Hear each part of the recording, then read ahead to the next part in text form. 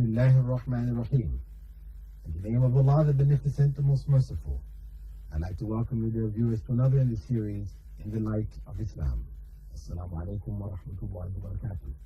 Allah's peace and blessings be on each and every one of you.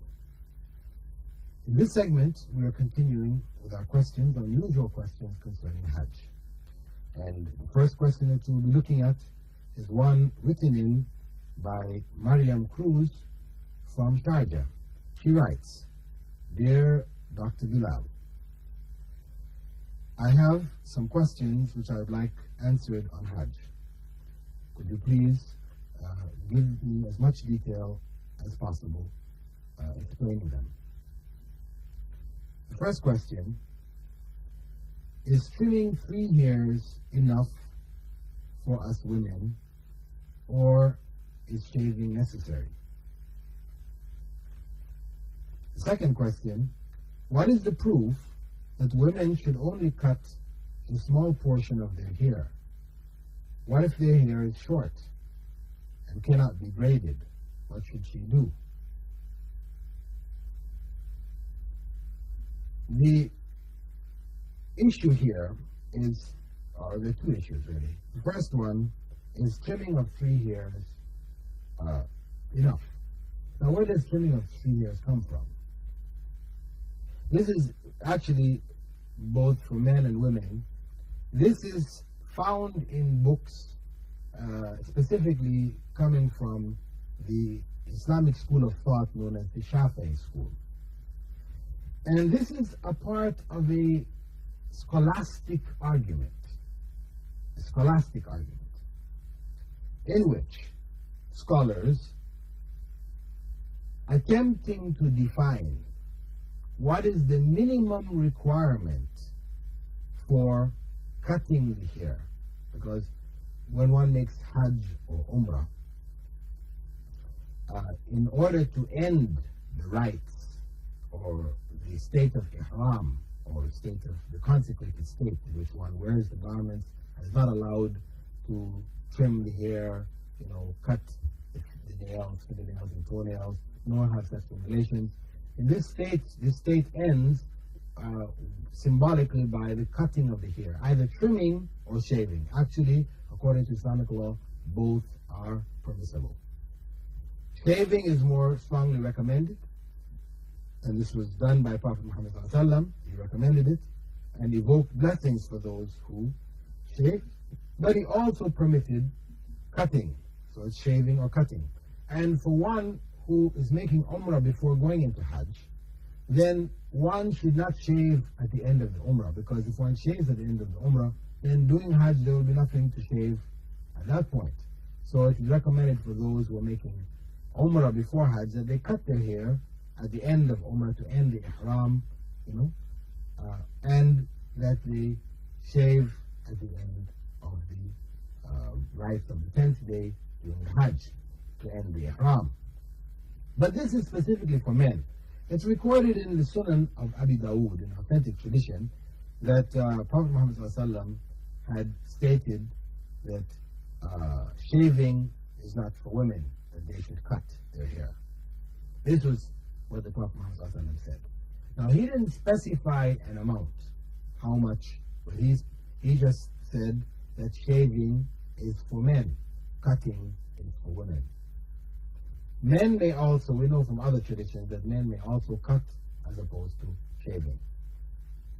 Now, Ibn Umar is reported, and he's a companion of the Prophet Muhammad, may God peace be upon him, considered to be amongst the jurists of the Prophet's companions, amongst what they call the fuqaha. He stated that a woman should take her braid to the front and clip off the amount of one joint of the finger. This was his statement, his recommendation. On the basis of that, most scholars hold that this is the preferable practice for the woman. Then our sister's question comes, what if her hair is too short that she cannot make any braids to pull in the front to cut? Of course, this becomes quite questionable. If your hair is not long as to cut off one finger, does. It would involve shaving your head virtually. Because some people's hair grow longer than others.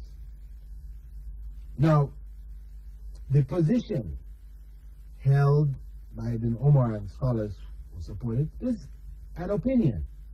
There are other scholars who held, amongst the students of the companions, who held that the head should be trimmed, the woman, the sides, trimming the sides, the long hair and the short hair, trimming all over the head, which was the proper method of cutting.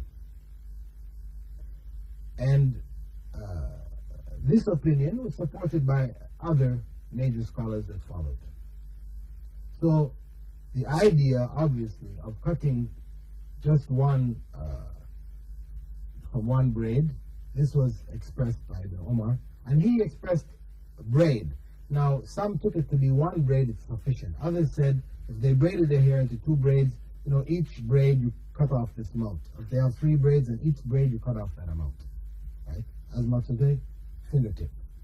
And we have a choice of that, or for women whose hair is not braidable, or it's not long enough to be put into braids, that they trim from over their head as a whole. And in following the methodology of the prophets, may God's peace and blessing be upon him, in the trimming and what he recommended, what his companions did, they trimmed all over the head. And I would support the opinion which held that if they're trimming of braids, then it should be braids from all over the head trimmed. If there are only two braids which catches the hair from the whole head, then by trimming the end of these two braids, they've trimmed hair from over the whole head. But if they've got different braids in different parts of the head, then they should cut off portions from all of the braids. If they don't have braids and they're just trimming here, then the trimming should take place over the whole head. This is the proper method. Now, as I said, the scholastic argument of 3 hairs, this is based on the principle that one hair is called sha'ra. This is one hair.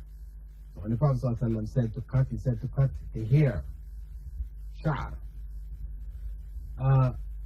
2 hairs is called sha'ratan. This doesn't constitute sha'r. So it's only 3 hairs and up which constitutes what is called sha'r. This is the linguistic point in Arabic. 1 hair, because they have a dual form. In other languages, there is no special dual form, so 2 and upwards is considered to be plural. In Arabic, you have singular, dual, and plural. So plural starts from 3. On the basis of that, they concluded, this is scholastic arguments, as I said, that the minimum required for the cutting of hair to be considered acceptable is 3 hairs.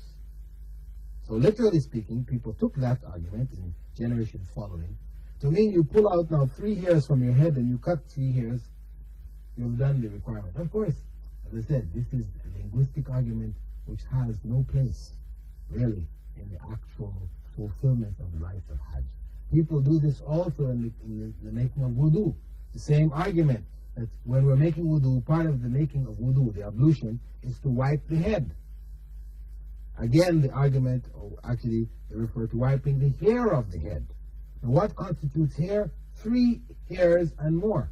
So again, some people, when they're making wiping of the head, they will just put some wet hand and pat it on the beginning of the head. This is enough. But this is not masah. This is not wiping of the head. This is not taking 3 hairs and cutting the end of 3 hairs. This is not cutting the hair. Prophet Muhammad said, خُذُوا عَنِّي مَنَاسِكَكُمْ. Take from me the rites of Hajj. Do as I did. Do as I told you to do. And what he did, what he told people to do, was to cut over the whole head. This is what is acceptable. 3 hairs, though linguistically arguable, is not practically acceptable.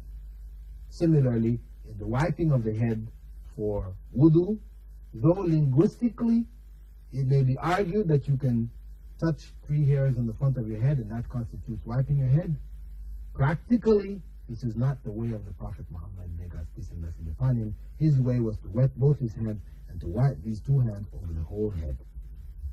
That is masah. With that, dear viewers, I'd like to thank you for being with us. If you have any questions which you'd like to share, the unusual questions concerning the practices of Hajj, you may write to me, Dr. Bilal Phillips, at Sharjah TV, P.O. Box 111, Sharjah. And we hope that you'll continue to be with us in the up and coming segments. And I now wish you farewell. Wassalamu alaikum wa rahmatullahi wa barakatuh.